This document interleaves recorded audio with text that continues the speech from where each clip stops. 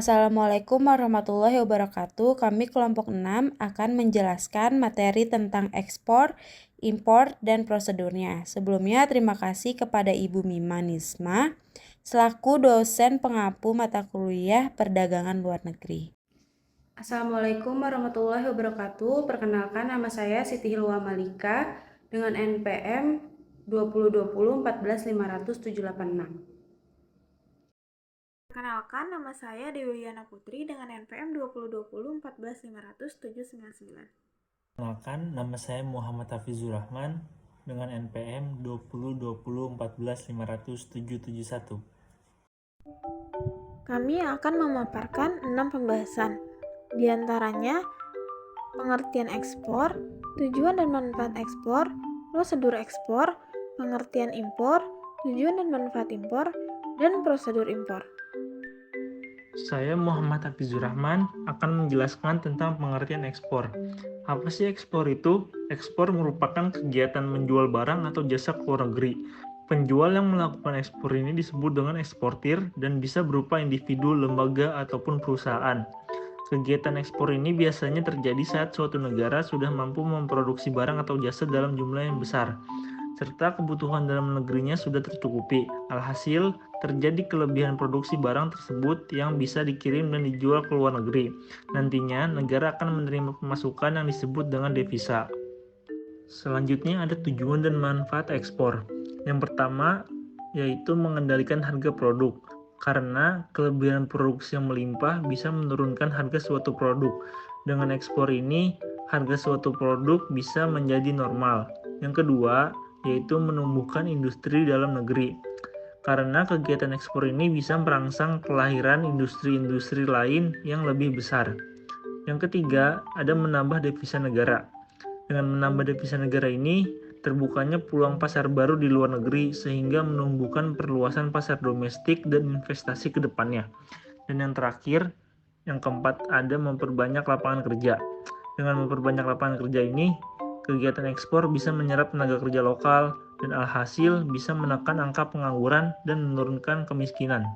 Saya Siti Hilwa Malika ingin menjelaskan tentang prosedur ekspor. Yang pertama itu ada pembuatan sales kontrak proses atau surat kontrak penjualan. Yang pertama, membuat surat perjanjian antara eksportir dan importir. Biasanya berisi harga, syarat pembayaran, kualitas jumlah, cara pengangkutan dan pengiriman, asuransi, dan lain sebagainya. Yang kedua itu ada penerbitan Letter of Credit atau LC. Berikut proses penerbitan Letter of Credit. Yang pertama itu ada importir meminta bank devisa untuk membuka LC, lalu bank akan membuka LC di bank jaringannya yang ada di negara eksportir atau disebut juga advising bank. Lalu yang terakhir, advising bank memeriksa kebenaran dari LC atau calon importir. Tadi setelah itu advising bank akan mengirim LC sebagai jaminan barang yang diekspor. Lalu yang ketiga ini ada penerbitan cargo shipment process atau dokumen pengapalan. Setelah menerima LC, calon eksportir harus melakukan hal ini. Yang pertama ada calon eksportir memesan kapal di perusahaan pengapalan khusus ekspor impor. Yang kedua kemudian calon eksportir wajib membuat pemberitahuan ekspor barang di kantor bea cukai di pelabuhan tersebut. Yang ketiga ada calon eksportir harus membayar pajak di advising bank sesuai yang ada di kontrak. Yang keempat, perusahaan pengapalan memuat barang dan menyerahkan dokumen buktinya ke advising bank lalu diteruskan ke bank devisa. Yang kelima, importir bank menerima dokumen pengapalan setelah pembayaran ke bank devisa. Dokumen ini penting karena merupakan syarat pengambilan barang. Yang keempat ini ada pencairan shipping, dokumen negotiation process atau klaim atas barang yang sudah dibayarkan importir. Yang pertama itu ada setelah menerima dokumen dari pengapalan, eksportir menyiapkan dokumen lainnya sesuai LC, misalnya invoice, packing list, surat keterangan negara asal, dan lain sebagainya. Bila sudah lengkap, maka dokumen akan diserahkan ke advising bank untuk menerima bayaran sesuai LC.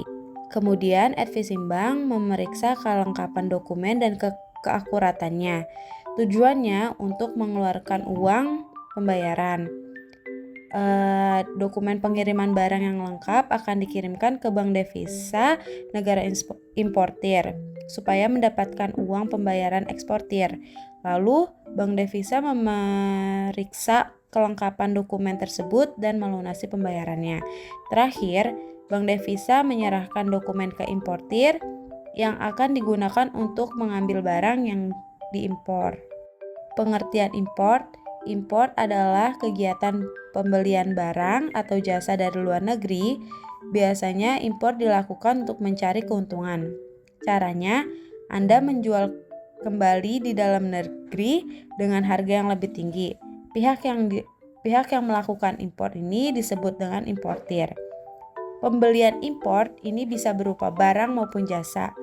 Untuk barang biasanya karena barang tersebut tak bisa diproduksi dalam negeri. Sedangkan untuk jasa umumnya merupakan asuransi, transportasi, hingga tenaga impor. Baik, saya Dewi Yuliana Putri akan menjelaskan tujuan dan manfaat impor. Yang pertama, memenuhi kebutuhan dalam negeri, karena tidak semua barang atau jasa bisa diproduksi di dalam negeri atau bisa diproduksi, tetapi membutuhkan biaya yang besar. Yang kedua, memperkuat posisi neraca pembayaran, serta mengurangi adanya keluar devisa pada negara lain. Ketiga, mengendalikan inflasi, karena barang impor cenderung lebih murah. Dan yang keempat, mendapatkan pasokan bahan baku untuk industri dalam negeri, sehingga bisa memperkuat ekonomi secara keseluruhan. Selanjutnya, saya akan menjelaskan prosedur impor. Yang pertama, Anda bisa impor menggunakan kapal atau pesawat. Yang kedua, meminta kelengkapan dokumen impor asli ke pihak supplier di luar negeri agar segera dikirim ke Indonesia. Yang ketiga, membayar biaya masuk dan pajak impor sesuai dengan jenis barang yang Anda impor. Keempat, Anda bisa melakukan pembayaran di bank yang sudah bekerja sama dengan pemerintah untuk pembayaran pajak impor. Kelima, memberitahu ke bea cukai dengan menggunakan dokumen pemberitahuan impor barang atau PIB serta dokumen impor pelengkap lainnya. Keenam, bea cukai akan menetapkan jalur terhadap proses impor Anda, apakah itu jalur hijau, kuning, merah, atau prioritas. Ketujuh, jika proses impor telah disetujui, bea cukai akan menerbitkan surat persetujuan pengeluaran barang atau SPPB. Yang kedelapan, bila SPPB sudah terbit, secara hukum, barang impor Anda sudah mendapatkan izin untuk masuk wilayah Indonesia. Kesembilan, terakhir, barang akan diangkut ke kawasan pabean ke tempat Anda, biasanya menggunakan transportasi darat seperti truk, bus, atau mobil. Sekian presentasi dari kelompok 6, kurang lebihnya mohon maaf. Wassalamualaikum warahmatullahi wabarakatuh.